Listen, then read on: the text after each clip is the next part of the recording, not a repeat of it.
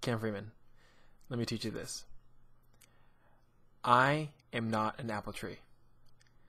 If there's one thing you need to learn in life, is that I am not an apple tree if I do not produce apples and if I don't have roots that go down into the soil. And this is what I mean. Your theology is not what you say, but where you live and what you do. So here's an example relating to Calvinism. If I say I believe in the sovereignty of God in all things, yet I'm anxious always about the future, I don't pray as if God could actually change anything, and I don't actually trust God for anything. I don't really believe in the sovereignty of God for all things. I don't believe in the fallen state of man if I trust people more than God. I don't believe in election if I believe that some people can't be saved because they're too bad.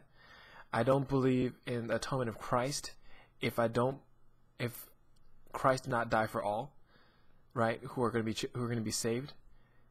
I don't believe in that God's love is better than anything else in the world if I don't live as if His love is better than anything else in the world. And I think that's my main point is this. If a person says he loves Jesus, yet they live their lives loving everything and anything else, you have reason to be suspect.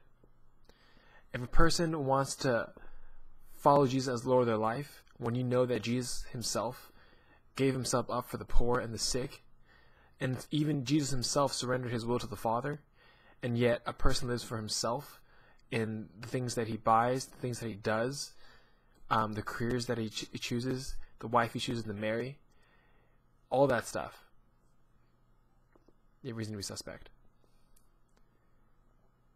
Tax collectors left their careers behind to follow Jesus. The sinful women fell at Jesus' feet to receive forgiveness. They repented of their sin. I think it's important that a person's spoken theology and their lived out life should match. Think about that for a second.